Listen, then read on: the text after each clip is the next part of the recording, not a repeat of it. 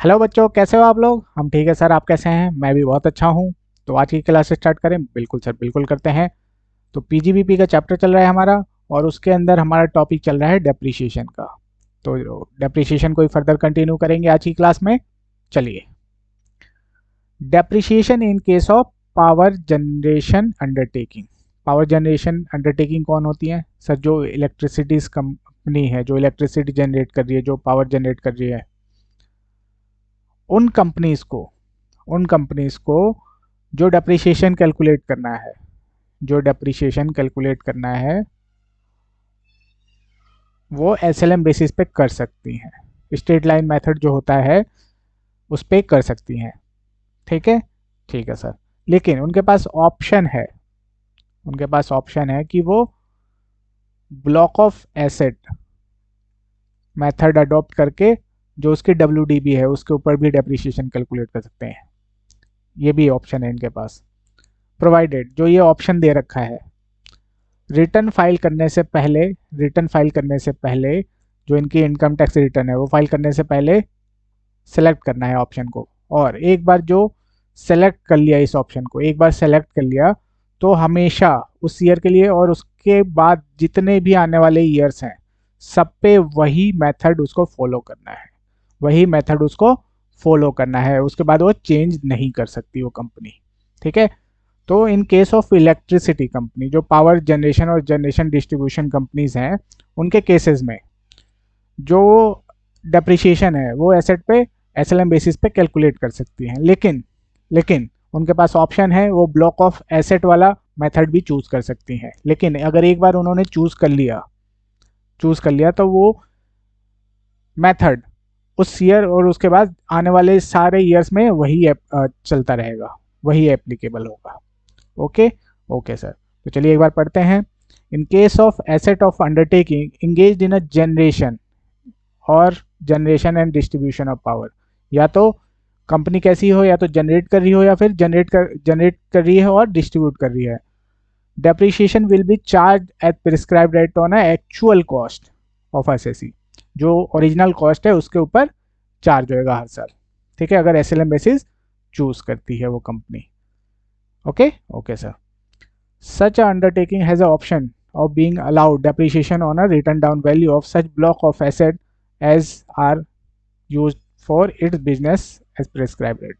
इसके पास ऑप्शन है कि ये ब्लॉक ऑफ एसेट के अंदर डब्ल्यू जो उसकी निकल के आ रही है उसके ऊपर भी क्लेम कर सकती है। इसके पास ऑप्शन है, लेकिन ऑप्शन अगर एक बार ले लिया तो आने वाले सालों में वही चलेगा हमेशा के लिए। वो ऑप्शन वो फिर हमेशा के लिए फाइनल हो जाएगा, उसको चेंज नहीं कर सकती।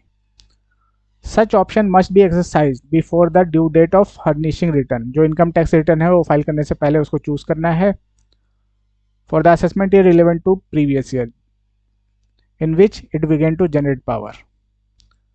जिस ईयर में ये पावर जनरेट करना स्टार्ट किया है, ठीक है, उस ईयर का जो असेसमेंट ईयर होगा, मान लीजिए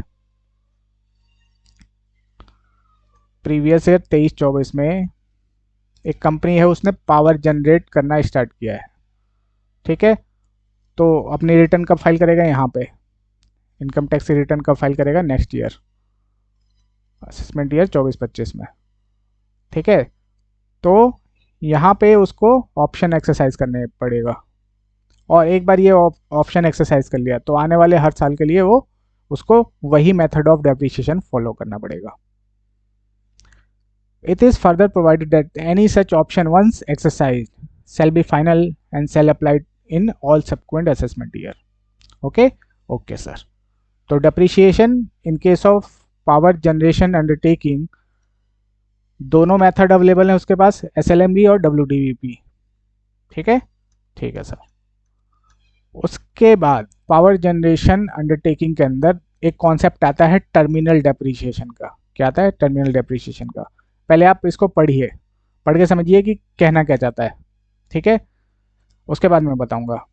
इन case of power concern as covered under clause 1 above, if any asset is sold, discarded, demolished or otherwise destroyed in a previous year other than previous year in which it is first brought to use, the depreciation amount will be the amount by which the money payable in respect of such building machinery plant furniture together with the amount of scrap if any fall short of the written down value thereof.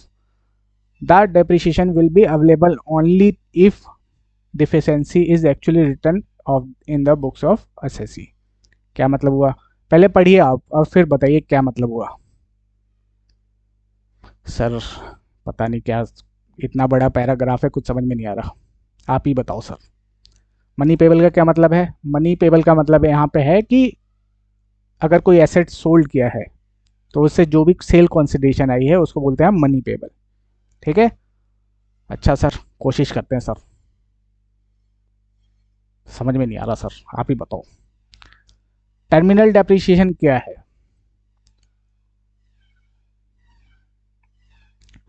इसमें बोला गया है, मान लीजिए कोई asset है,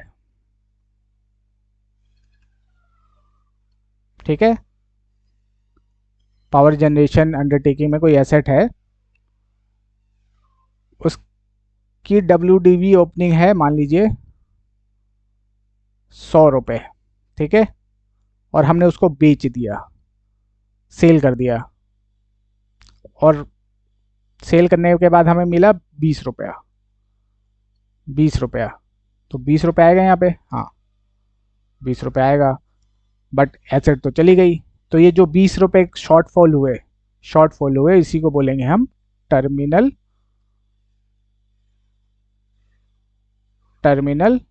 depreciation. Terminal depreciation ये कब मिलेगा? अगर जो पावर जनरेशन अंडरटेकिंग है वो एसएलएम बेसिस पे डेप्रिसिएशन चार्ज कर रही है, ठीक है, वहाँ पे आपका ब्लॉक ऑफ एसेट का कॉन्सेप्ट एप्लीकेबल नहीं होगा। ठीक है, अब पढ़िए, अब क्लियर हो जाएगा इसको, जब ऐसी लाइन आए तो आपको तोड़ तोड़ के पढ़ना है।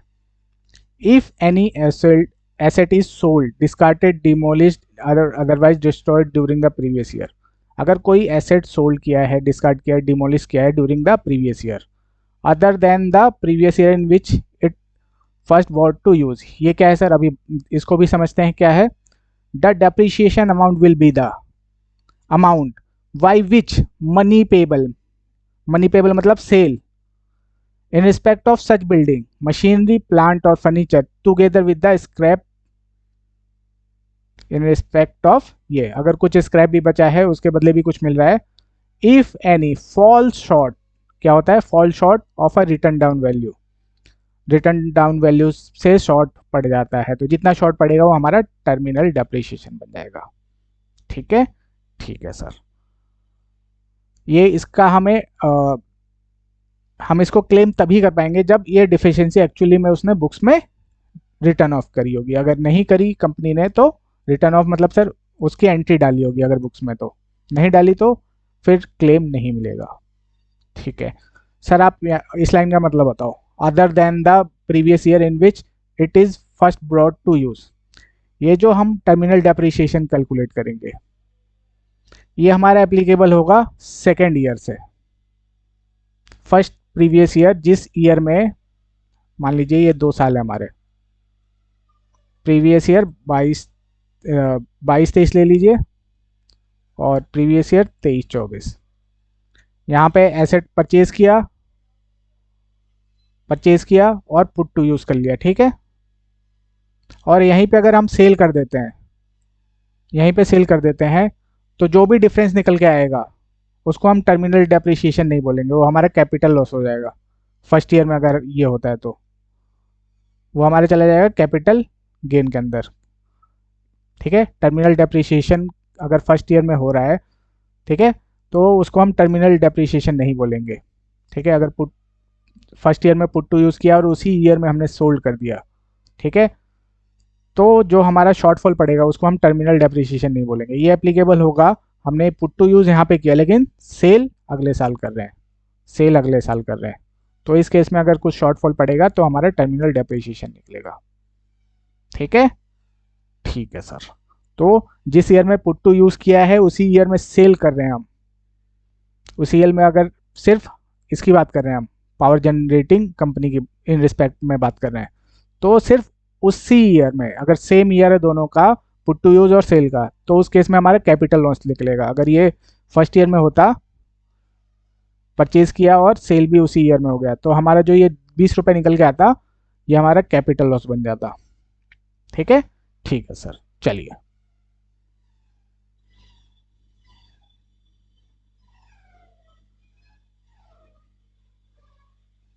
उसके बाद आता है हमारा इसमें concept balancing charge. Balancing charge ये क्या होता है सर? चलिए इसी एग्जांपल को कंटिन्यू करते हैं। ओपनिंग आपका WDV है, कितना था सर? 100 रुपया। हमने सेल कर दिया इसको, और इस एसेट की ओरिजिनल कॉस्ट थी 200 रुपया। ठीक है, ओरिजिनल कॉस्ट थी 200 रुपया, हमने सेल कर दी। सेल करके हमें मिला 150 रुपया। ठीक है, ठीक है सर। तो ये तो पूरा 100 से 100 खत्म हो जाएगा, और जो 50 एक्सेस बचेगा, जो 50 एक्सेस बचेगा, वो हमारा बन जाएगा, ये हमारा बन जाएगा बैलेंसिंग चार्ज। तो बैलेंसिंग चार्ज क्या होगा? जो भी हमारा जो भी हमारा सेल है, जो भी हमारी सेल वैल्यू है, जो भी हमारी सेल वैल्यू है, वो जितना भी ज़्यादा होगा WDV से, जितना भी ज़्यादा होगा हमारा WDV से, वो हमारा बन जाएगा बैलेंसिंग चार्ज। ये भी हमारा पावर जनरेशन कंपनी के ऊपर ही एप्लीकेबल होता है। लेकिन ये जो बैलेंसिंग चार्ज निकल के आएगा अप टू 200 तक ही निकल पाएगा। तो मैक्सिमम मैक्सिमम जो बैलेंसिंग चार्ज निकलेगा हमारा, वो सिर्फ 100 रुपये तक निकल सकता है, ओरिजिनल कॉस्ट तक निकल सकता है। अगर उससे भी ऊपर जा रहा है तो हमारा शॉर्ट टर्म कैपिटल गेन बन जाएगा। ठीक है, अब मान लीजिए यहीं पे एसेट हमारा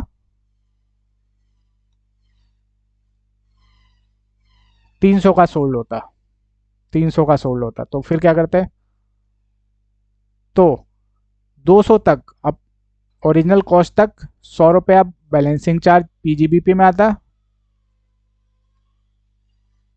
और ओरिजिनल कॉस्ट से भी ऊपर चला गया, जितना ऊपर जाएगा 100 रुपया, वो हमारा शॉर्ट टर्म कैपिटल गेन बन जाएगा। ठीक है, ठीक है सर। चलिए अब इसके ऊपर क्वेश्चन करते हैं, तो क्वेश्चन से हमें ज़्यादा अच्छे से क्लियर होगा। ओके, ओके सर, चलिए।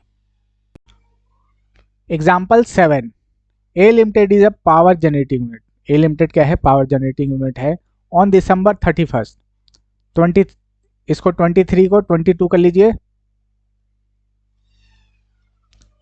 31 दिसंबर 2022 को it purchases a plant for ₹20 lakh, which is eligible for depreciation at the rate 12.77% on SLM। 31 दिसंबर 2022 को इसने एक प्लांट खरीदा 20 लाख का, जिसपे SLM पे डेप्रिसिएशन चार्ज किया उसने एट द रेट 12.77%। ठीक है, okay sir. The plant is sold for, plant को बेच दिया उसने 30,000 में, 18,72,300 में, 19 लाख में, और 21,50,000 में। ऑन जून 23 में उस प्लांट को बेच दिया। और डिफरेंट हमें सिनेरियो दिया गया कि 30,000 का बेचा, 18,72,300 का बेचा, 19 लाख का बेचा, 21,50,000 का बेचा है। तो चारों कंडीशन में क्या निकल के आएगा? हमारे टर्मिनल डेप्रिसिएशन कितना निकलेगा, बैलेंसिंग चार्ज है तो क्या निकलेगा, शॉर्ट टर्म कैपिटल गेन अगर कुछ है तो कितना निकलेगा। ठीक है, सॉल्व करें? बिल्कुल सर। तो इसने ओरिजिनल कॉस्ट क्या है? ओरिजिनल कॉस्ट मतलब एक्चुअल कॉस्ट 20 लाख रुपए सर। ठीक है, इसमें से लेस कर देंगे। कब परचेज किया है सर? दिसंबर 2022 में खरीदा है सर। तो लेस डेप्रिसिएशन कर देंगे इसमें, 20 लाख इंटू 12.77% इंटू 50%। 50% क्यों किया? 50% क्यों किया? क्योंकि सर 180 दिन से कम यूज हुआ है, दिसंबर में मशीनरी परचेज की हमने। ठीक है, ठीक है सर। तो 20 लाख का हम निकालते हैं, ये आया सर 1,27,700।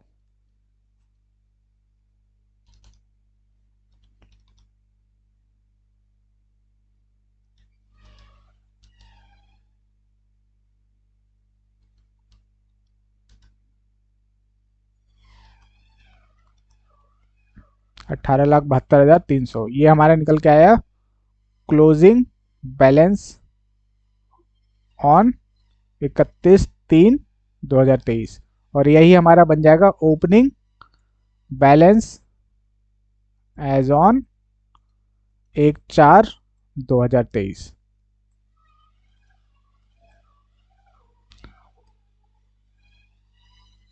18,72,300 क्लियर है यहाँ तक? बिल्कुल सर। चलिए, इतना ओपनिंग बैलेंस आ गया हमारा। हाँ सर। अब हम इसके केसेस बना लेते हैं, चारों केसेस। ठीक है, एक एक करके फिर चारों को सॉल्व करते हैं।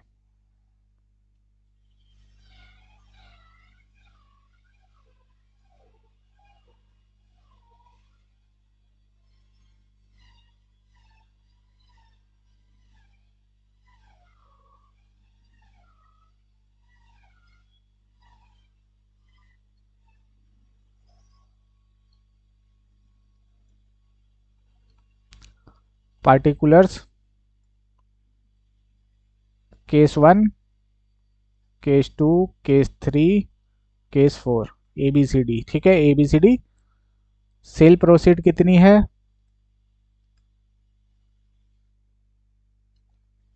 सर? 30,000, 18,72,300, 19,00,000 और 21,50,000। ठीक है। WDB कितनी है? WDB कितनी है सर? ये हमारी 18,72,300 सब में है। हाँ सर।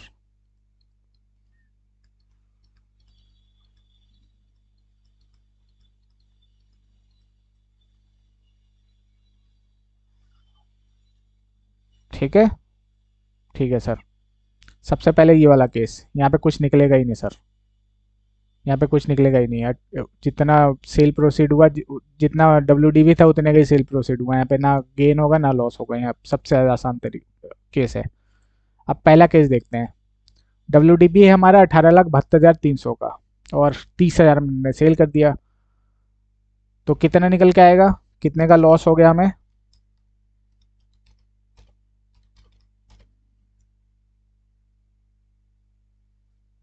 सर? 18,42,300 ये हमारे निकल के आया टर्मिनल डेप्रिसिएशन। Terminal depreciation. ठीक है, ठीक है सर। उसके बाद सेकंड केस में तो कुछ निकलेगा ही नहीं। थर्ड केस, सेल प्रोसीड है 19,00,000 और WDB था इतना, तो जितना भी एक्सेस आएगा, जितना भी एक्सेस आएगा वो हमारा कहलाएगा बैलेंसिंग चार्ज।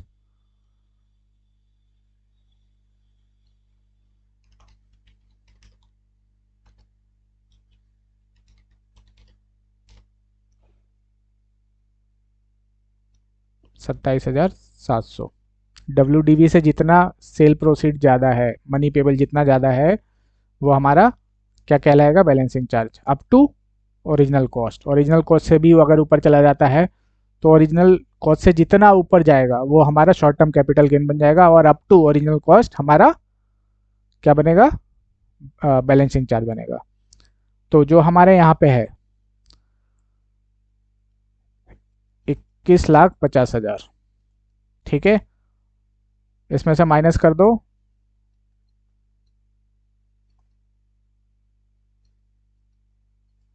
टोटल कितना आता है?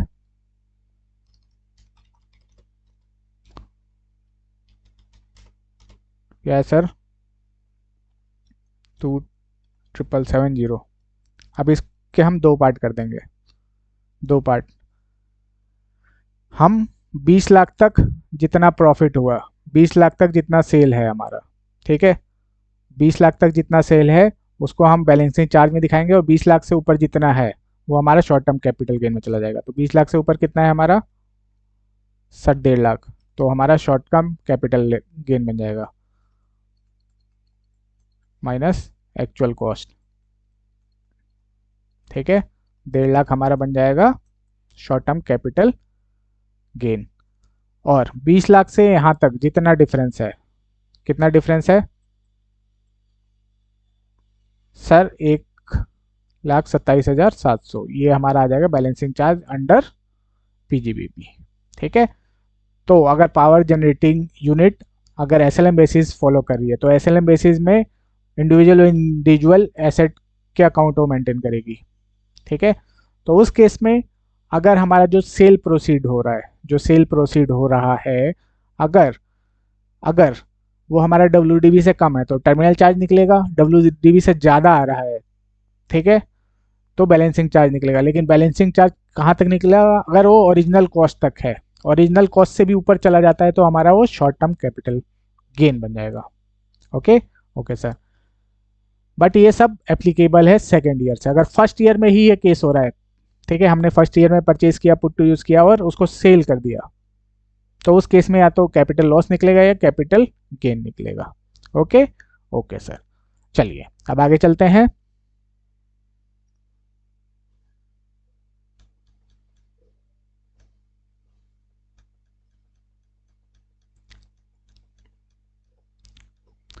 नेक्स्ट है हमारा additional depreciation on plant and machinery acquired. ये क्या है सर? इनकम टैक्स के अंदर, इनकम टैक्स के अंदर अगर हम कोई new plant and machinery purchase कर रहे हैं for the purpose of manufacturing और प्रोडक्शन, तो उस प्लांट एंड मशीनरी के ऊपर हमें 20% of actual cost additional depreciation मिलता है। लेकिन ये जो डेप्रिसिएशन होता है सिर्फ फर्स्ट ईयर में मिलता है। ठीक है, ठीक है सर, तो चलिए पढ़ते हैं पहले, उसके बाद समझते हैं। Additional depreciation is allowed on any new plant और मशीनरी। प्लांट एंड मशीनरी कैसी होनी चाहिए? न्यू होनी चाहिए। ठीक है, प्लांट एंड मशीनरी कैसी होनी चाहिए? न्यू होनी चाहिए। Other than ship and aircraft, aircraft और शिप को छोड़ के, उड़ने वाले जहाज और पानी वाले जहाज को छोड़ के। अक्वायर्ड एंड इंस्टॉल्ड, जिसको हमने अक्वायर किया और इंस्टॉल किया by the assessee engaged in the business of manufacturing or production of any article or thing or in a business of generation, transmission and distribution of power at the rate of 20% of actual cost of such machinery and plant। तो additional depreciation हमें मिलेगा 20% of actual cost. लेकिन ये मिलेगा कब? अगर हमारा जो एक्वायरमेंट है और इंस्टॉलमेंट है, मतलब जिस ईयर में हमने उसको परचेज किया और उसी ईयर में हमें उसको यूज भी करना है, उसी ईयर में उसको पुट टू यूज भी करना है, तभी हमें उस प्लांट एंड मशीनरी पे एडिशनल डेप्रिसिएशन मिलेगा। ये सिर्फ प्लांट एंड मशीनरी के ऊपर ही एप्लीकेबल है, अदर एसेट पे एप्लीकेबल नहीं है। और वो भी प्लांट मशीनरी कौन सी होनी चाहिए? नहीं होनी चाहिए। और किसके लिए यूज होनी चाहिए? मैन्युफैक्चरिंग के लिए यूज होनी चाहिए। ठीक है, या फिर पावर जनरेशन के लिए यूज होनी चाहिए। ठीक है, तो एडिशनल डेप्रिसिएशन मिलेगा हमें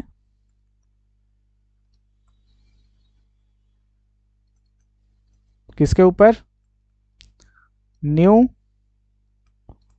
plant and machinery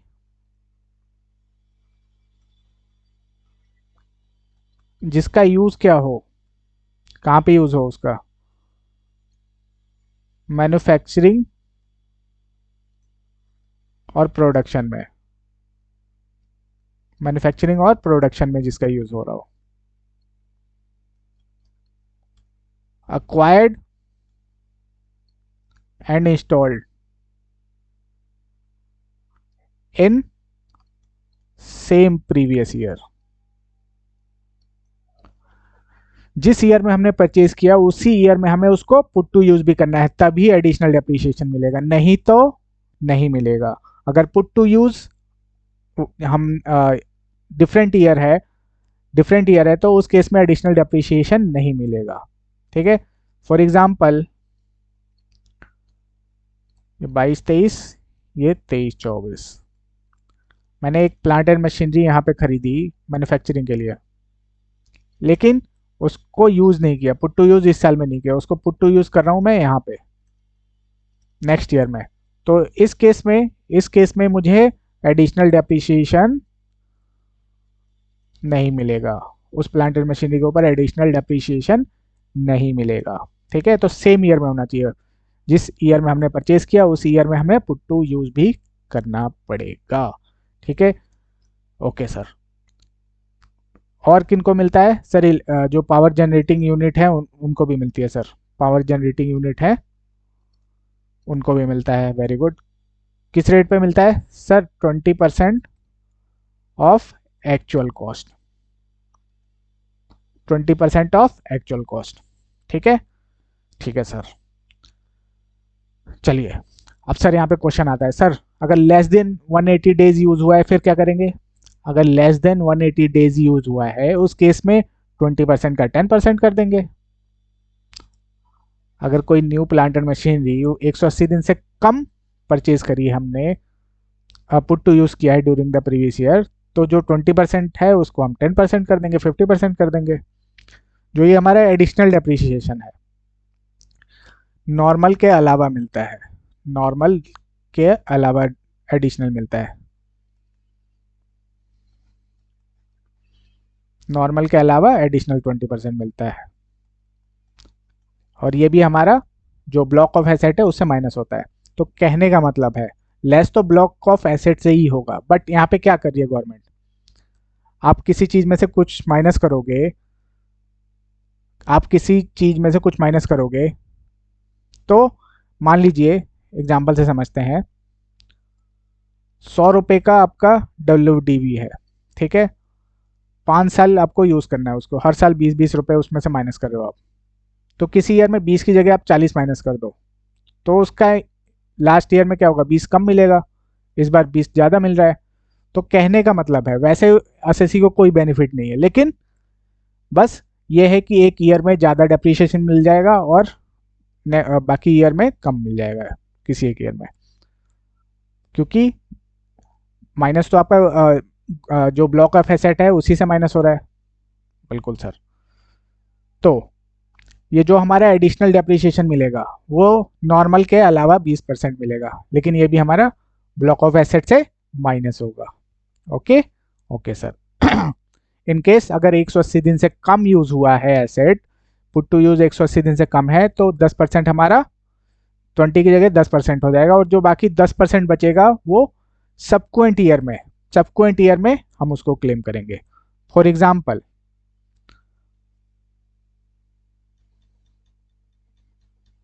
example,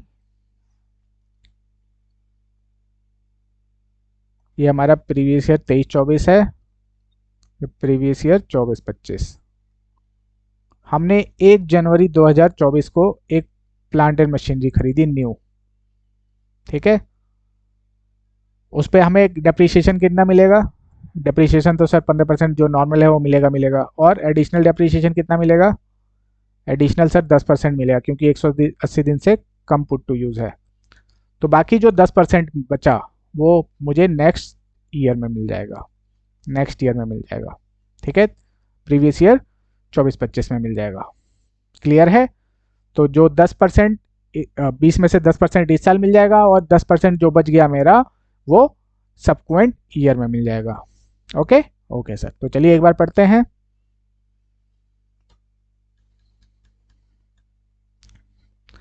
additional depreciation at the rate 10%, 50% of additional depreciation to be allowed where the plant and machinery is put to use for less than 180 days during the previous year in which such asset is acquired।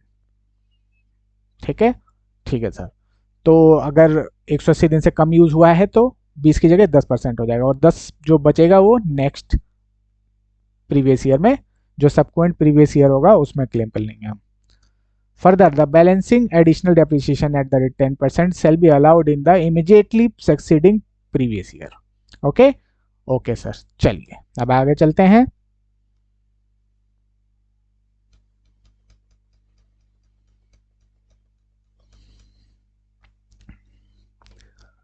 फिर इसके लिए कुछ condition दे रखी है, उसमें बता रखा है कि किन किन केसेस में हमें एडिशनल डेप्रिसिएशन नहीं मिलेगा, किन किन केसेस में हमें एडिशनल डेप्रिसिएशन नहीं मिलेगा। चलिए एक एक करके डिस्कस करते हैं।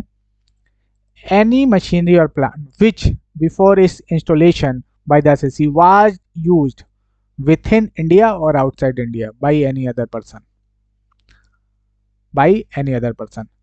कहने का मतलब अगर हम कोई second hand plant and machinery purchase कर रहे हैं तो उसके ऊपर हमें एडिशनल डेप्रिसिएशन नहीं मिलेगा। तो हम कोई भी second hand plant and machinery खरीद रहे हैं जो कि यूज हुई हो इंडिया में या इंडिया से बाहर किसी और पर्सन के द्वारा, तो उस पर हमें एडिशनल डेप्रिसिएशन नहीं मिलेगा। ठीक है, ठीक है sir. Any machinery or plant installed in a office premises, residential accommodation और इन एनी गेस्ट हाउस। अगर कोई प्लांट एंड मशीनरी इंस्टॉल्ड है ऑफिस में, गेस्ट हाउस में या फिर रेसिडेंशियल अकोमोडेशन में, आप देखेंगे यहाँ पे जो हमारा प्लांट एंड मशीनरी है उसका पर्पस क्या है सर, वो उसका यूज होना चाहिए मैन्युफैक्चरिंग और प्रोडक्शन में। तो अगर आप उसको ऑफिस में लगाओगे तो क्या उससे कोई मैन्युफैक्चरिंग में हेल्प मिल रही है? नहीं सर। गेस्ट हाउस में लगाओगे कोई हेल्प मिलेगी? नहीं सर। रेसिडेंशियल अकोमोडेशन में लगा रहे हो तो कोई मैन्युफैक्चरिंग में हेल्प मिलेगी? नहीं सर।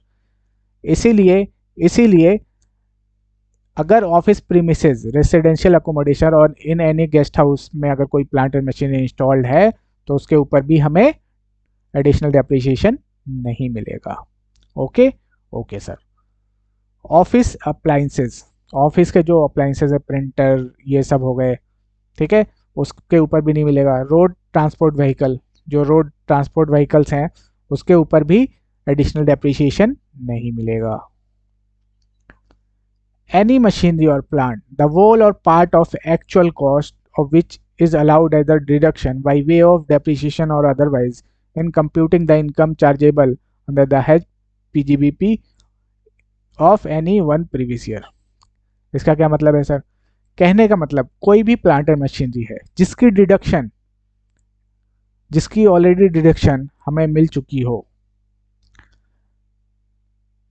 चुकी हो या तो डेप्रिसिएशन के रूप में या फिर अदरवाइज में, जैसे साइंटिफिक रिसर्च के लिए अगर कोई एसेट यूज होता है तो फर्स्ट ईयर में ही उसका पूरा का पूरा डिडक्शन मिल जाता है।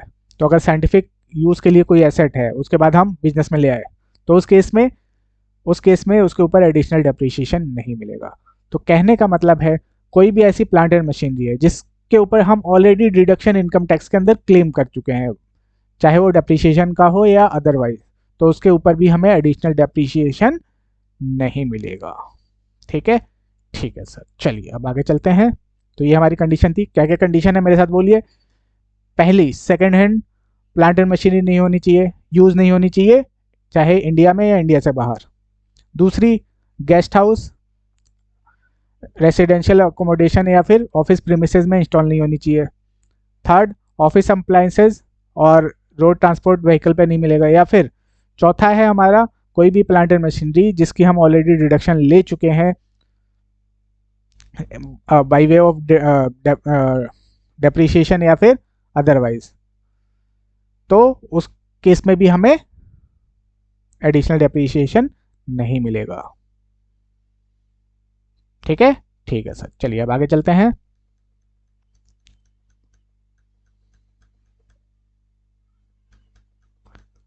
नोट्स।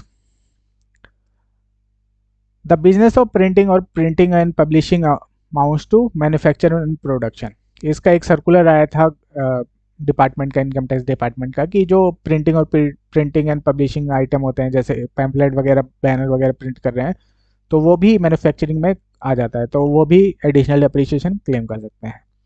और सबसे इम्पोर्टेंट बात, अब हम जो डिस्कस कर रहे हैं, सबसे इम्पोर्टेंट चीज, एडिशनल डेप्रिसिएशन जो है वो डिफॉल्ट टैक्स रिजीम के अंदर नहीं मिलेगा। तभी मिलेगा अगर असेसी ने ऑप्शनल टैक्स रिजीम को सेलेक्ट किया हो। Actual cost of asset, actual cost of asset क्या होता है सर? जितना मेरे लिए कॉस्ट पड़ा वो मेरा एक्चुअल कॉस्ट बन जाएगा। मान लीजिए मैं एसेट 1 लाख रुपए की खरीद के लाया, तो उसकी कॉस्ट क्या हो जाएगी एक्चुअल कॉस्ट? सर 1 लाख रुपए। क्लियर है? बिल्कुल सर। अगर उसके लिए एसेट खरीदने के लिए मुझे कोई सब्सिडी वगैरह मिली है तो उसको मैं लेस कर दूंगा, ठीक है, उसको cost of acquisition, cost of asset में से माइनस कर दूंगा। फॉर एग्जांपल एसेट का कॉस्ट है मान लीजिए 1.5 लाख रुपए, और उसको परचेज करने के लिए मुझे सब्सिडी मिल जाती है गवर्नमेंट की तरफ से 50,000 रुपये। 1 लाख मेरा कॉस्ट पड़ा। हाँ सर, 1 लाख मुझे अपनी जेब से देने पड़ेंगे, तो ये मेरा कॉस्ट बन जाएगा। ओके। Okay sir.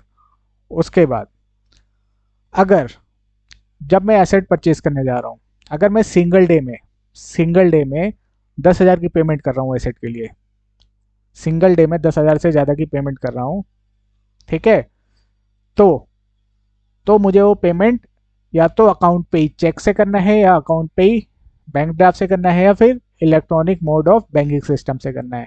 अगर मैं कैश में पेमेंट करता हूँ, या other than account payee check से करता हूँ, या इलेक्ट्रॉनिक मोड के थ्रू नहीं करता, उस केस में वो मेरा एक्चुअल कॉस्ट का पार्ट नहीं बनेगा। मुझे पेमेंट सिर्फ करना है अकाउंट पे ही चेक से करना है, अकाउंट पे ही बैंक ड्राफ्ट से करना है,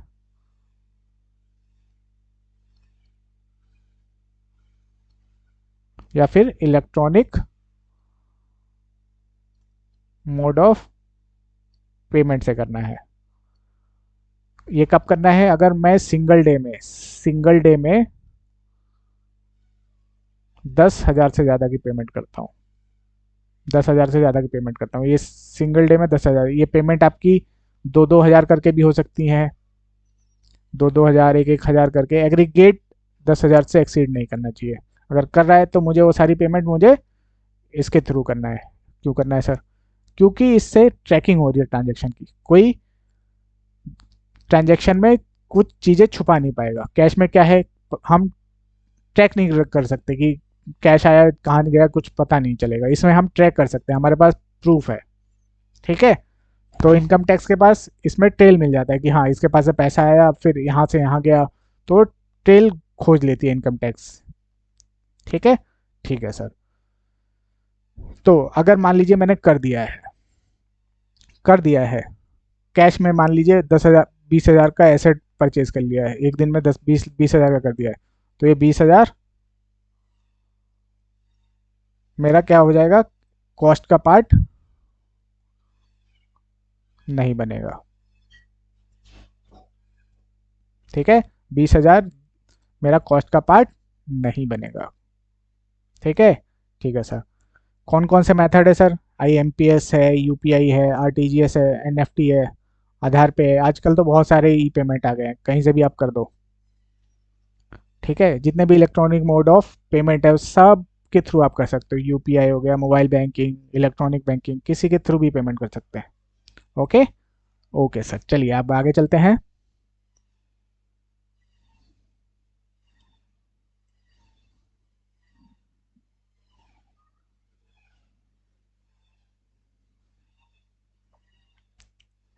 आप एक क्वेश्चन कर लेते हैं हम लोग। क्वेश्चन सर, चलिए पहले पढ़ते हैं क्या बोलता है। कोई example 8, a proprietor engage in a manufacturing business. कौन से बिजनेस में सर? मैन्युफैक्चरिंग का बिजनेस है, तो एडिशनल डेप्रिसिएशन मिल सकता है? हाँ सर, अगर फैक्ट्री में प्लांट एंड मशीनरी लगा है तो मिल सकता है, ठीक है। Furnishes the following particular. Opening balance of plant and machinery as on 1 April 23 इतना है, ठीक है। ओपनिंग जो बैलेंस है प्लांट एंड मशीनरी ब्लॉक का वो इतना है, ठीक है। New plant and machinery purchase and put to use on 8 June 23। एक नया प्लांट एंड मशीनरी परचेज किया ड्यूरिंग द ईयर, और उसको पुट टू यूज किया हमने 8 जून 2023 को 20 लाख रुपए का। तो मोर देन है कि लेस देन है ये एडिशन? ये जो पुट टू यूज है मोर देन 180 डेज है कि लेस देन 180 डेज है? आपको 3 अक्टूबर से काउंट करना है। अगर 3 अक्टूबर, वैसे तो आपको काउंट करके देखना है, बट जो अगर डेट 1 से 4 अक्टूबर के आसपास की डेट है तो आप कैलकुलेट कर लीजिए। लेकिन अगर इससे पहले की डेट है या बाद की डेट है तो आपको कैलकुलेट करने की जरूरत नहीं है, आप ऐसे निकाल सकते हैं, ठीक है।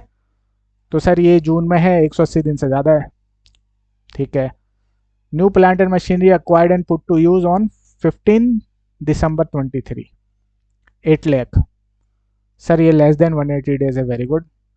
Computer acquired and install in the office premises, 2 January 2024 को कंप्यूटर खरीदा और उसको ऑफिस में लगा दिया, 3 लाख रुपए। तो इसके ऊपर एडिशनल डेप्रिसिएशन मिलेगा नहीं मिलेगा सर? इसके ऊपर मिलेगा, हाँ सर इसके ऊपर मिल जाएगा। इसके ऊपर मिलेगा, हाँ सर मिल जाएगा। इसके ऊपर, ये तो सर ओपनिंग है, इसके ऊपर थोड़ी मिलेगा सर, न्यू प्लांटर मशीनरी में मिलता है। जिस ईयर में किया होगा उस ईयर में मिला होगा। इसमें एडिशनल डेप्रिसिएशन कितना मिलेगा सर? 20%। इसमें सर 10%। नॉर्मल भी मिलेगा, हाँ सर नॉर्मल भी मिलेगा। कंप्यूटर पे डेप्रिसिएशन का क्या रेट है सर? 40% और normal 15%। Compute the amount of depreciation and additional depreciation for the AY 24-25 if A has exercise the option of shifting out the default tax regime. अगर default में होता तो एडिशनल डेप्रिसिएशन उसको नहीं मिलता। ठीक है। Assume that all the asset were purchase by way of account payee check. हाँ वो तो करना ही पड़ेगा सर। ठीक है, तो चलिए सॉल्व करते हैं।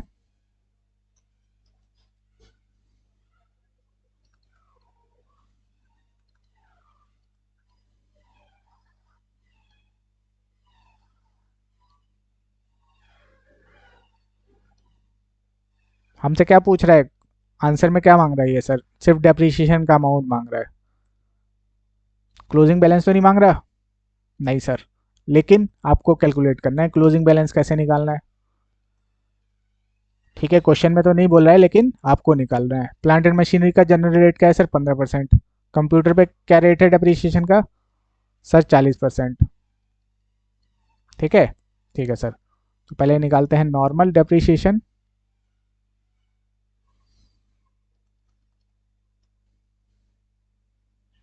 पहले आ गया आपका opening balance. Opening balance 30 lakh के ऊपर 15% के हिसाब से कैलकुलेट कीजिए कितना आता है।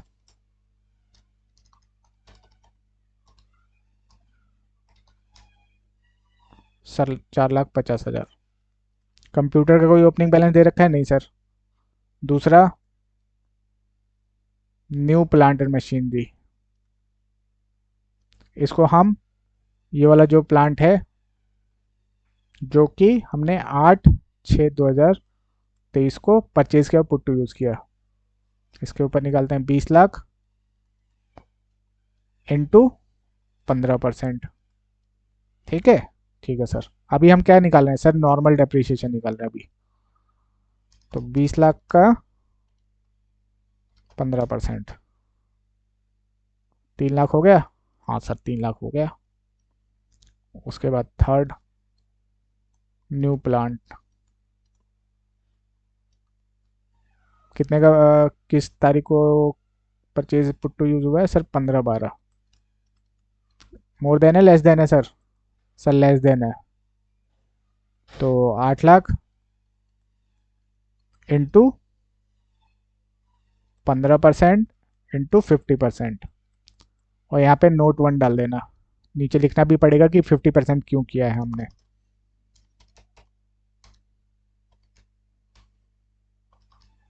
आठ लाख का 15% इंटू 50%, ये आ गया हमारा 60,000 रुपये।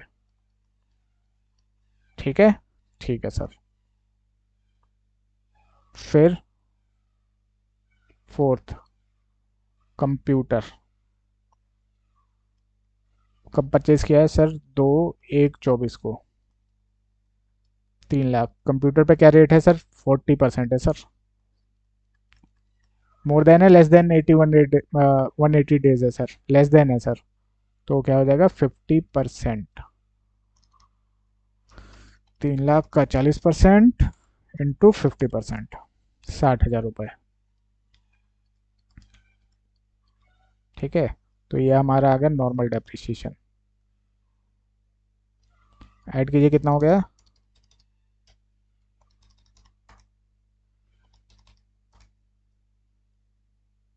8,10,000 और ये आ गया 60,000। ठीक है, नॉर्मल डेप्रिसिएशन निकल गया। हाँ सर। अब चलिए एडिशनल डेप्रिसिएशन निकालते हैं।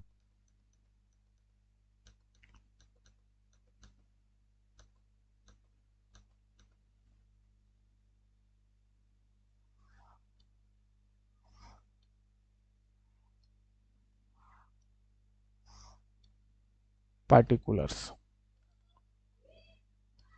Plant and machinery 15%, computer 40%,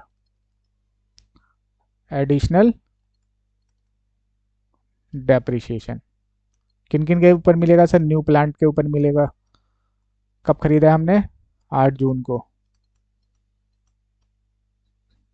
20 lakh का खरीदा है। मोर देन है लेस देन है सर? मोर देन है, तो 20% निकाले, कितना हो गया सर? 4 लाख। 4 ही आएगा ना? 20 लाख का 20%। हाँ sir. Second, new plant. New plant दूसरा है, कब परचेज किया था हमने इसको? 15/12/23 को। ठीक है, 8 लाख का परचेज किया था। 20%। मोर देन है लेस देन है सर? लेस देन है सर, तो 50% 20% का निकल जाएगा। तो 8 लाख इंटू 20% इंटू 50%, ये हो गया 80,000। फिर आ गया कंप्यूटर। कंप्यूटर के ऊपर मिलेगा? कंप्यूटर के ऊपर सर ये तो ऑफिस में लगाया है सर, ऑफिस में लगाया है सर। तो ऑफिस में हम कोई भी प्लांट एंड मशीनरी लगाते हैं तो उसके ऊपर एडिशनल डेप्रिसिएशन नहीं मिलेगा, इसीलिए कंप्यूटर के ऊपर हमें एडिशनल डेप्रिसिएशन नहीं मिलेगा। यही अगर फैक्ट्री में लगाते हैं हम कंप्यूटर को तो हमें मिल जाता।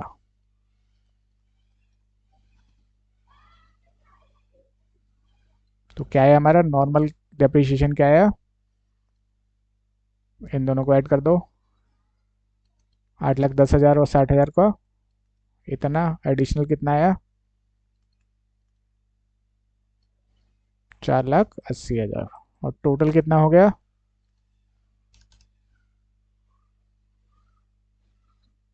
ठीक है, तीनों को ऐड कर देंगे, हमारा निकल के आ जाएगा टोटल। ठीक है, उसके बाद यहीं पे हमारा क्वेश्चन ख़त्म नहीं होता। इसके बाद जहाँ जहाँ हमने कुछ भी अलग किया है वहाँ पे हमें नोट देना पड़ेगा। जैसे कि यहाँ पे हमने 50% किया, इसका नोट देना पड़ेगा क्योंकि ये 180 दिन से कम यूज़ हुआ है, इसीलिए हमने इसका जो रेट है वो 50% कर दिया है। सेम एडिशनल डेप्रिसिएशन में भी सेम नोट देना है। उसके बाद मतलब एक ही नोट दोनों के लिए काम आ जाएगा। उसके बाद कंप्यूटर में क्यों नहीं मिला, उसका रीज़न लिखना पड़ेगा अपने को। कंप्यूटर के ऊपर क्यों नहीं मिला, तो नोट नंबर 2 डाल के लिख देंगे, क्योंकि ये ऑफिस में इंस्टॉल हुआ है। ऑफिस में इंस्टॉल हुआ है as per provision of additional depreciation. अगर ऑफिस में कोई चीज़ इंस्टॉल होती है तो उस केस में हमें एडिशनल डेप्रिसिएशन नहीं मिलता। प्लांट एंड मशीनरी जो कि ऑफिस में इंस्टॉल हुई है उसके ऊपर एडिशनल डेप्रिसिएशन नहीं मिलता, तो हमें नोट लिखना पड़ेगा। ओके, तो इस वाले क्वेश्चन में लिख दें? हाँ सर, लिख देते हैं। एक क्वेश्चन में मैं करके दिखा देता हूँ आपको। Note 1, since plant and machinery was used for less than 180 days,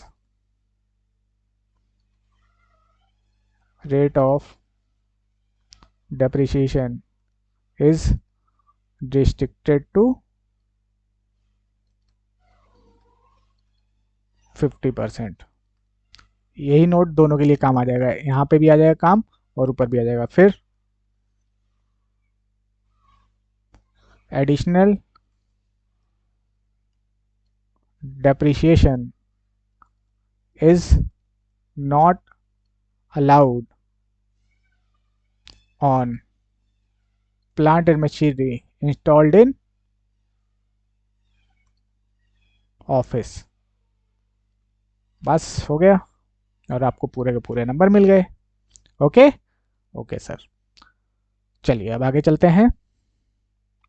इसके अलावा कुछ और केसेस भी आ सकते हैं जहाँ पे एक्चुअल कॉस्ट हमें निकालना पड़ सके। वैसे तो चांसेस कम है, बट जितने पॉसिबल हैं जो कवर कर सकते हैं यहाँ पे इंटर लेवल पे, वो एक बार हम देख लेते हैं।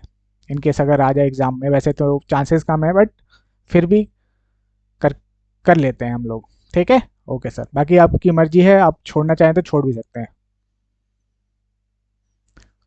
इसमें से ये इंपॉर्टेंट है आपका, और लास्ट वाला जो है वो ज़्यादा इंपॉर्टेंट है, बाकी तो आप चाहे तो छोड़ भी सकते हैं। Asset is use in a business after it ceases to be use for a scientific research. मतलब सर, अगर हमारा कोई एसेट साइंटिफिक रिसर्च के लिए यूज हो रहा था, ठीक है, फिर वहां से यूज उसका खत्म हो गया, हमने उसको अपने बिजनेस में, उसको बिजनेस में इंट्रोड्यूस कर लिया, अपने बिजनेस में ले आए, उस केस में, उस केस में उस एसेट की एक्चुअल कॉस्ट क्या होगी? सर देखिए, साइंटिफिक रिसर्च के अंदर अभी पढ़ेंगे हम लोग, कोई भी एसेट होती है उसकी पूरी की पूरी डिडक्शन मिल जाती है फर्स्ट ईयर में ही। मान लीजिए 1 लाख की एसेट खरीदी, तो 1 लाख की डिडक्शन मुझे फर्स्ट ईयर में ही मिल जाएगी कैपिटल एसेट की। ठीक है, तो जितनी डिडक्शन मिल चुकी होगी उतना लेस कर देंगे, पूरा मिल चुका है मतलब जीरो, जीरो वैल्यू पे लेके आएंगे हम। ठीक है, तो क्या वैल्यू होगी जब हम उसको बिजनेस में इंट्रोड्यूस करेंगे? Actual cost to the assessee less deduction allowed under section 35। Scientific research के अंदर उसको जितना डिडक्शन मिल चुका होगा उसको लेस कर देंगे, तो 100% ही मिलता है तो जीरो हो जाएगा ये। When inventory is converted into or treated as a capital asset, जहां पे हम इन्वेंट्री को, हमारा स्टॉक है उसको हम कैपिटल एसेट में ट्रीट कर रहे हैं, फिर उस केस में, उस केस में जो उसकी फेयर मार्केट वैल्यू होगी, जो उसकी फेयर मार्केट वैल्यू होगी जिस दिन हम उसको कन्वर्ट कर रहे हैं इन्वेंट्री से, मान लीजिए इन्वेंट्री है हमारा, इन्वेंट्री माने स्टॉक, इन्वेंट्री से कैपिटल एसेट में कन्वर्ट कर रहे हैं, तो जिस दिन हम करेंगे उस दिन जो एफ होगी इन्वेंट्री के लिए तो इनकम बन जाएगी, हाँ सर, और कैपिटल एसेट के लिए कॉस्ट बन जाएगी। ठीक है, ठीक है sir.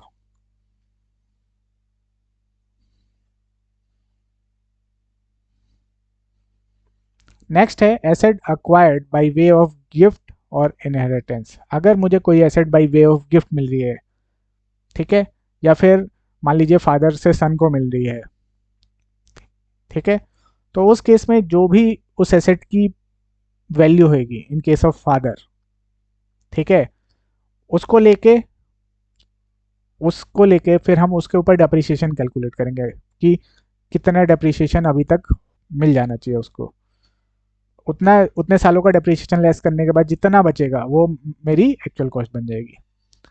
Actual cost to the previous owner less depreciation allowable as if asset is only asset in the block, मतलब नॉशनल डेप्रिसिएशन जो बनेगा उसको लेस कर देंगे। मान लीजिए कोई एसेट है, उन्होंने उस, मान लीजिए मिस्टर ए हैं, ठीक है, कोई एसेट इन्होंने परचेज करी 1980 में, ठीक है, ठीक है सर, से 1 लाख की, 1980 ज़्यादा पीछे चला गया सर, 2015 ले लीजिए, एक लाख की, ठीक है, ठीक है,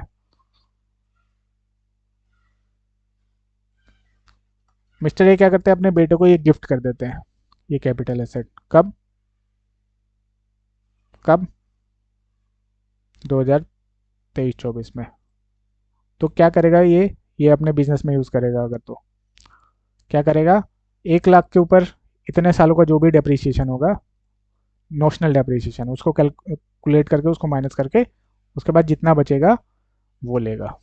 ठीक है, ठीक है सर।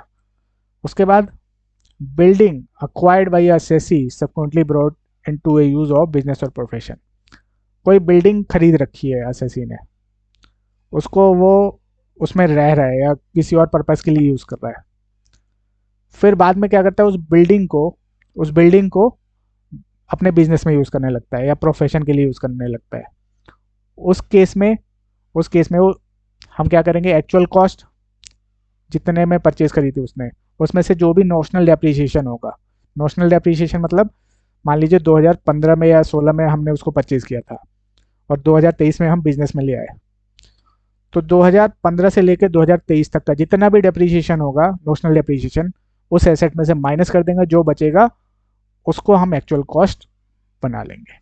ओके ओके सर, लेकिन ये सिर्फ बिल्डिंग के लिए एप्लीकेबल है, अदर एसेट्स के लिए नहीं। अदर एसेट के केस में जो कॉस्ट होगी, एक्चुअल कॉस्ट होगी, उसी के ऊपर हम डेप्रिसिएशन कैलकुलेट करेंगे। फॉर एग्जांपल फर्नीचर हो गया, प्लांट एंड मशीनरी है, तो जितना भी है, पहले हम पर्सनल पर्पज़ के लिए मान लीजिए कोई कार है, पर्सनल पर्पज़ के लिए यूज़ कर रहे हैं, ठीक है, बाद में बिजनेस में ले आए, तो जो उसकी एक्चुअल कॉस्ट होगी उसी के ऊपर मुझे डेप्रिसिएशन मिलेगा। ये सिर्फ बिल्डिंग के लिए एप्लीकेबल है, ठीक है, not applicable for other asset. ठीक है, ठीक है सर। अगर कार है, फर्नीचर है, जो कि हम घर पे यूज़ कर रहे हैं, उसको बिजनेस में ले आए, तो जो ओरिजिनल कॉस्ट होगी, जो एक्चुअल कॉस्ट होगी उसकी, उसी के ऊपर हमें डेप्रिसिएशन मिलना स्टार्ट होएगा, उसी वैल्यू पे बिजनेस में इंट्रोड्यूस करेंगे हम। लेकिन बिल्डिंग के केस में हमें नॉशनल डेप्रिसिएशन लेस करना पड़ेगा। Okay okay sir. देन उसके बाद asset in respect of which deduction is claimed and allowed under section 35 AD। जैसे कि हमने फर्स्ट क्लास में डिस्कस किया था, 35 AD में कुछ बिजनेसेस दे रखे हैं, जैसे कोल्ड चेन फैसिलिटी हो गई आपकी, 2 एंड मोर स्टार होटल हो गए, हॉस्पिटल हो गए। तो अगर ये सब बिजनेस अगर एसएससी करता है, तो उस पे जितना भी कैपिटल एसेट है, जितना भी वो कैपिटल एक्सपेंडिचर करता है, उसकी फर्स्ट ईयर में ही उसको 100% डिडक्शन मिल जाती है। तो जब 100% डिडक्शन मिल ही गया है उसके ऊपर इनकम टैक्स में, तो किस वैल्यू पे आप लेके आएंगे यहाँ पे, जिसकी डिडक्शन ऑलरेडी 35 AD में मिल गई है, 35 AD वाले बिजनेस में मिल चुकी है। तो वहाँ से अब जब हम इस वाले बिजनेस में लेके आ रहे हैं, तो किस वैल्यू पे लेके आएंगे, सन नील पे, क्योंकि ऑलरेडी सारी डिडक्शन हमें 35 AD में मिल चुकी होगी। ठीक है, ओके सर। चलिए अब आगे चलते हैं। Depreciation in case of composite income. ये क्या होती है, कंपोजिट इनकम क्या होती है? कंपोजिट इनकम में आपका business income and non business income दोनों इंक्लूड होता है। उस केस में डेप्रिसिएशन कैसे होता है? मान लीजिए कोई बिजनेस है, ठीक है, उसमें आपका एग्रीकल्चर इनकम भी है और नॉन एग्रीकल्चर इनकम भी है, ठीक है। मान लीजिए ये 40% है, ये 60% है, ठीक है। तो बिजनेस से टोटल इनकम हुई हमारी 20 लाख की, ठीक है। उसके खर्चे थे, एक्सपेंसेस थे आपके 5 लाख और डेप्रिसिएशन था 1 लाख। इसको 4 लाख कर लीजिए, समझने में आसानी रहेगी, ठीक है। तो ये हो गया 15 लाख हमारी क्या प्रॉफिट निकल के आई। प्रॉफिट का 40% एग्रीकल्चर इनकम बन जाएगा और 60% हमारा नॉन एग्रीकल्चर इनकम बन जाएगा। तो 15 लाख का 40% 6 लाख हो गया और 9 लाख बिजनेस इनकम हो गया। अब यहाँ पे क्वेश्चन आता है, सर जो 1 लाख यहाँ पे निकला ये तो दोनों से रिलेटेड है, तो हम WDV में कैसे एडजस्ट करेंगे? तो हम इसके लिए क्या करेंगे, हर साल WDV में से जितना भी डेप्रिसिएशन निकल रहा है, जैसे यहाँ पे 1 लाख निकला, तो हम WDV को लेस करने के लिए 1 लाख ही कंसिडर करके चलेंगे, ठीक है। हम मान के चलेंगे कि जो एग्रीकल्चर इनकम है for the purpose of depreciation, ये PGBP के अंदर ही कैलकुलेट करिए। Okay okay sir. तो पूरा का पूरा 1 लाख हमारा WDV में से लेस हो जाएगा। Depreciation shall be computed as if entire composite income of assessee is chargeable under the head PGBP। मतलब ऐसा मान के चलेंगे कि पूरा का पूरा इनकम हमारा PGBP के अंदर है, ठीक है। तो जब WDV से एडजस्ट करेंगे डेप्रिसिएशन तो 1 लाख करेंगे, ना कि 1 लाख का 60%, ना पूरा 1 लाख ही एडजस्ट करेंगे, ठीक है। ठीक है sir. Then cases where WDV reduce to nil. अब 2 केसेस हैं जहां पे जो हमारा ब्लॉक ऑफ एसेट है उसकी वैल्यू नील हो जाती है। एक केस तो हम देख चुके हैं, कौन सा सर? जहाँ पे हमारा सेल वैल्यू WDV से ज़्यादा हो जाता है, जहाँ पे हमारा सेल वैल्यू WDV से ज़्यादा आता है। मान लीजिए कोई एसेट हमने जो बेची, ठीक है, WDV आ रही है 10 लाख, हमने 15 लाख में बेच दी, तो जितना WDV है उससे ज़्यादा हमने सेल कर दी, तो हमारा ब्लॉक ऑफ एसेट क्या हो जाएगा, नील हो जाएगा। दूसरा केस है, अगर उस ब्लॉक के अंदर जितने भी एसेट है सारे के सारे ट्रांसफर कर दिए हमने, सारे के सारे ट्रांसफर कर दिए, सेल कर दिए, लॉस हो गए, डिस्ट्रॉय हो गए, जो भी हो गए, चारों एसेट खत्म हो गए बिजनेस से, तो उस केस में हम उसको नील कर देंगे। ठीक है, ठीक है सर। पहला तो केस पता ही है आपको, money receivable by the assessee exceed the WDV। जब WDV जो बिगनिंग में है और एसेट परचेज किया उससे एक्सीड कर जाती है मनी पेबल, तो जो हमारा ब्लॉक ऑफ एसेट का क्लोजिंग बैलेंस है वो क्या हो जाएगा, नील हो जाएगा। दूसरा, जब जितने भी ब्लॉक में एसेट है वो सारे ट्रांसफर हो जाए ड्यूरिंग द ईयर, तो नील हो जाएगा। Okay, okay sir. Carry forward and set of depreciation, ये क्या है सर? सबसे पहले जो डेप्रीशिएशन है उसको हम PGBP के अंदर एडजस्ट करेंगे, जो जितना भी डेप्रीशिएशन आएगा वो PGBP की इनकम से एडजस्ट करेंगे। अगर PGBP से नहीं होता डेप्रीशिएशन को हम सबसे पहले क्या करेंगे, PGBP की इनकम से एडजस्ट करेंगे। अगर इससे नहीं होता तो अदर हेड की तरफ जाएंगे, अदर हेड की इनकम से सेट ऑफ करेंगे, सैलरी को छोड़ के अदर हेड ऑफ इनकम से एडजस्ट करेंगे। अगर वहां पे भी नहीं होता तो हम इसको कैरी फॉरवर्ड कर देंगे अगले साल के लिए, नेक्स्ट ईयर। जब हम अकाउंट्स में लेजर बनाते तो आता है ना आपका ब्रॉड फॉरवर्ड, कैरी फॉरवर्ड, क्या होता है ये आपका बैलेंस एक साल से दूसरे साल में ट्रांसफर करना। ठीक है, तो कैरी फॉरवर्ड में क्या करेंगे, जितना अनऑब्जर्व डेप्रिसिएशन रह गया, जितना एडजस्ट नहीं हो पाया उस साल, उसको हम उठा के अगले साल के लिए ट्रांसफर कर देंगे कि अगले साल की इनकम होगी तो अगले साल की इनकम से उसको एडजस्ट कर देंगे। सर कितने साल के लिए कैरी फॉरवर्ड कर सकते हैं? इन्फिनाइट ईयर्स के लिए। जो हमारा अनऑब्जर्व डेप्रिसिएशन निकल के आएगा जो कि किसी हेड से एडजस्ट नहीं हो पाया, उसको हम कैरी फॉरवर्ड अनलिमिटेड ईयर्स के लिए कर सकते हैं, कोई लाइफ डिसाइड नहीं किया। ठीक है, ठीक है सर। चलिए, तो ये टेक्स्ट दे रखा है, ये आप खुद पढ़ लीजिएगा।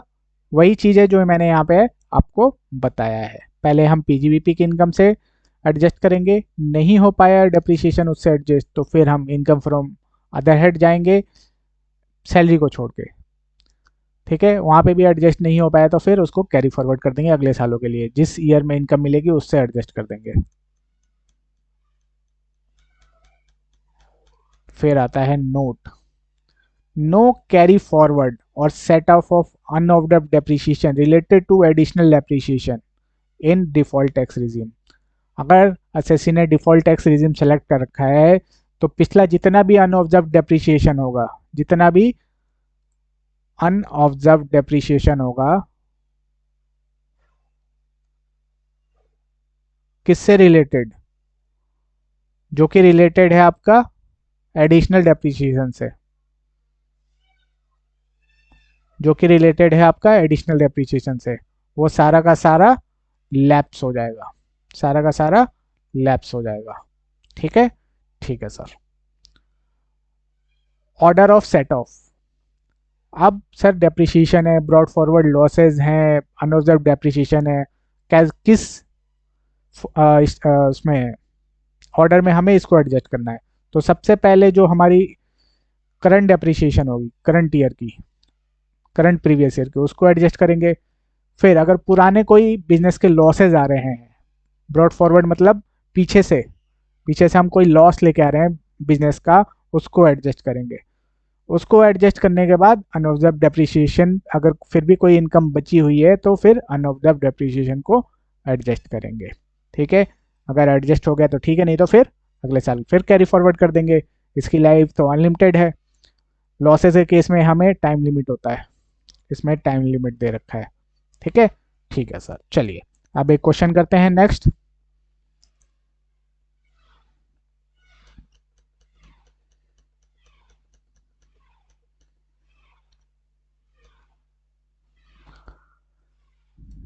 Newly chart qualified chartered accountant, अच्छा, mister Dhaval commenced practice and acquired the following asset in his office। Mister Dhaval हैं सीए, उन्होंने अपना नया बिजनेस प्रैक्टिस स्टार्ट किया है। उन्होंने कुछ एसेट खरीदे हैं, वो है calculate the amount of depreciation, उस पर डेप्रिसिएशन कैलकुलेट करना है। ये एसेट दे रखे हैं, ये दे रखे हैं हमने उस एसेट को कब परचेज किया, और ये है दे व्हेन पुट टू यूज, और कब पुट टू यूज किया, और अमाउंट दे रखा है। अब आधे बच्चे तो ये कंफ्यूज हो गए जिनको परचेज डेट और पुट टू यूज में से कौन सा डेट लें। तो हमें इनकम टैक्स के लिए पुट टू यूज डेट लेना है, हमेशा याद रखना है, ठीक है, पुट टू यूज डेट लेके चलना है।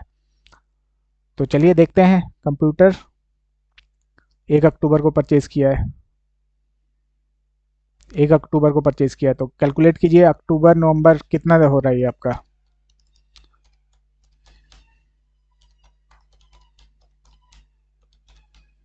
वन एटी थ्री डेज हो रहे हैं, तो ये सर मोर देन 180 डेज में आ जाएगा। ये सर लेस देन 180 डे में आएगा। ये वन मोर देन 180 डेज में आएगा। ये वन मोर देन 180 डेज में आ जाएगा।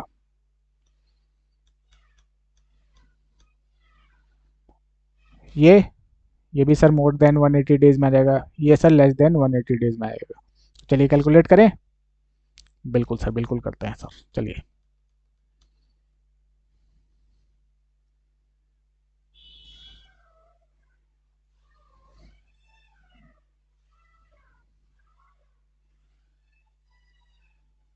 तो कितने एसेट का ब्लॉक बनेगा सर? एक फर्नीचर का बनेगा 10% का, और बाकी बुक पे भी आपका 40% है, बुक पे भी आपका 40% है, तो प्लांट मशीनरी के अंदर ही आ जाएगा ये भी। और कंप्यूटर पे भी 40% है। तो चलिए,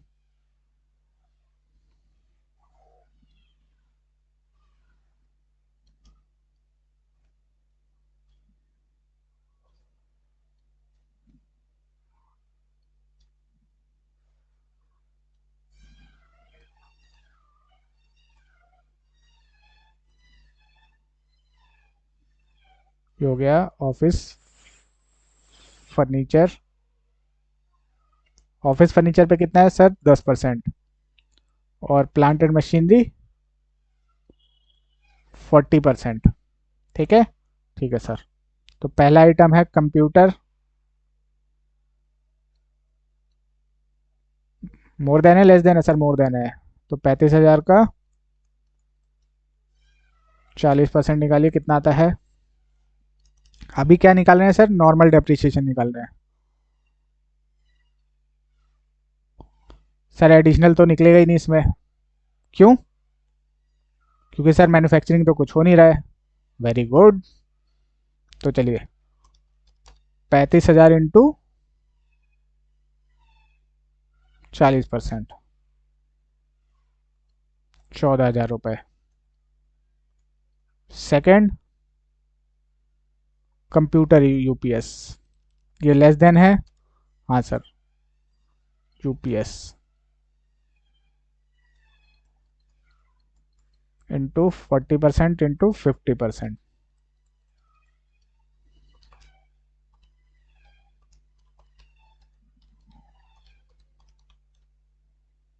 1700। Very good. फिर है आपका कंप्यूटर प्रिंटर,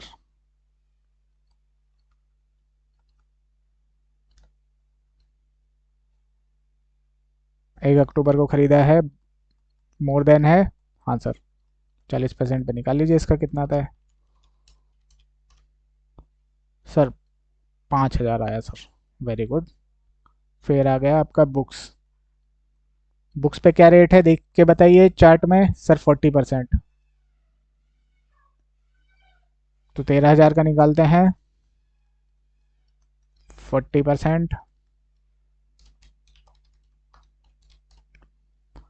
52,200।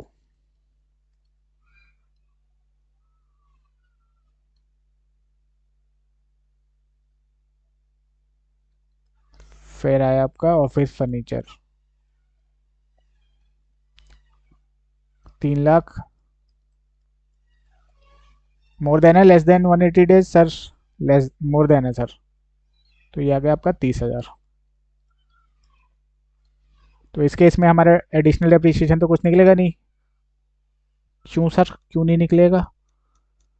कोई मैन्युफैक्चरिंग कर रहे हैं क्या हम लोग? नहीं सर, मैन्युफैक्चरिंग तो नहीं कर रहे, तो क्यों निकालेंगे? हाँ सर, सही कह रहे हो सर। तो ये हो गया आपका 30,000, और इसको ऐड कीजिए, कितना हो गया?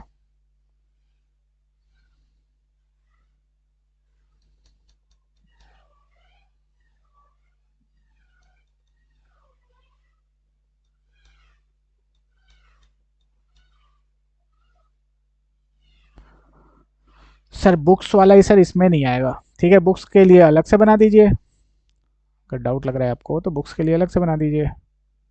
बुक्स का अलग बना देते हैं एक और। क्या?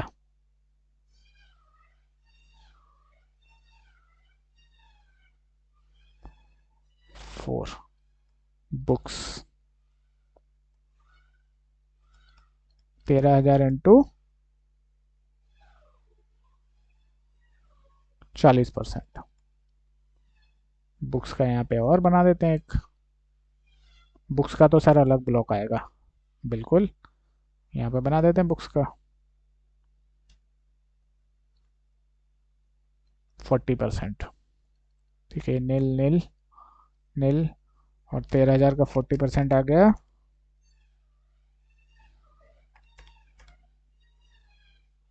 यहाँ से हट जाएगा 5,200। ये हो गया आपका 14,000, 1,700, 5,000।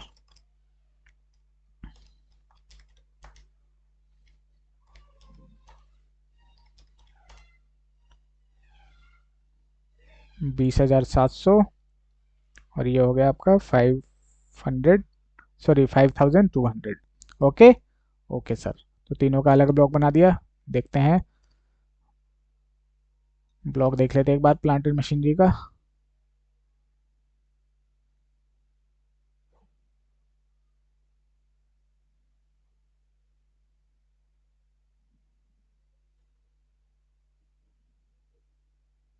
ये रहा सर बुक्स 40%। ठीक है।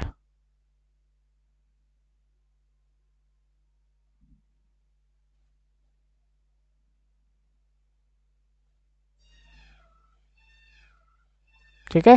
ठीक है सर, अब एग्जाम्पल करते हैं 10th। Mister Gamma, a proprietor, has started a business of manufacture. Manufacture है आपका, ठीक है, तो एडिशनल डेप्रिसिएशन मिलेगा। For of tyre and tubes for a motor vehicle on 1st January 23। The manufacturing unit was set up on 1st May 23। कोई मतलब नहीं इनसे। He commence his manufacturing operation of 1st June 23। The total cost of plant and machine installed in the unit is 120 crore। अच्छा, the said plant and machinery includes second hand plant and machinery bought for 20 crore। इस 120 करोड़ में 20 करोड़ की second hand plant and machinery. अच्छा, new plant and machinery for scientific research related to a business of SSC acquired at a cost of 15 crore. उसमें से 120 करोड़ में 15 करोड़ का asset है जो कि साइंटिफिक रिसर्च के लिए यूज हुआ था, फिर उसको हमने एक्वायर कर लिया 15 करोड़ पे। ठीक है। Compute the amount of depreciation allowable under section 32 of income tax act in respect of 24-25। चलिए कैलकुलेट करते हैं। तो क्वेश्चन बोल रहा है, क्वेश्चन हमें बोल रहा है कि हमारे पास 120 करोड़ है, उसमें से 20 crore second hand plant and machinery है, 15 करोड़ साइंटिफिक रिसर्च के लिए, यूज हो चुकी है, और बाकी जो बच गया 85 वो हमारी न्यू है। ठीक है, तो डेप्रिसिएशन निकाले, नॉर्मल तो तीनों पे निकल जाएगी, 20 का 15% निकाल लीजिए कितना आता है अभी नॉर्मल।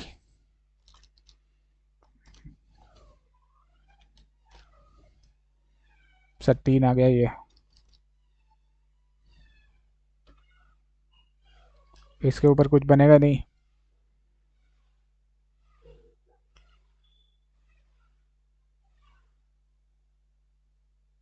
और 85 के ऊपर 85 के ऊपर आपका आया 15% के हिसाब से 12.75। ठीक है, इसके ऊपर क्यों नहीं लिया, क्योंकि सर साइंटिफिक रिसर्च के लिए यूज हुई है, तो उस एसेट की सारी डिडक्शन ऑलरेडी वो क्लेम कर चुका होगा। फिर एडिशनल डेप्रिसिएशन इस पे मिलेगा, सेकेंड हैंड पे नहीं मिलेगा सर, इस पे मिलेगा। हाँ सर इस पे मिलेगा, तो 85 इंटू 20%, 17। तो टोटल कितना हो गया,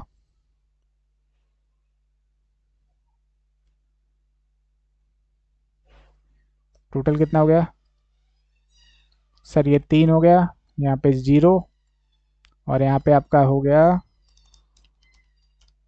+17, 29.75। तो 3 और ये 29.75 मिला के हो गया आपका 32.75 करोड़। इतने का डेप्रिसिएशन मिल जाएगा। नॉर्मल ये कैलकुलेट किया है और एडिशनल ये रहा। ठीक है, ठीक है सर, तो हमारा आंसर आ जाएगा 32.75 करोड़। ठीक है, ठीक है सर।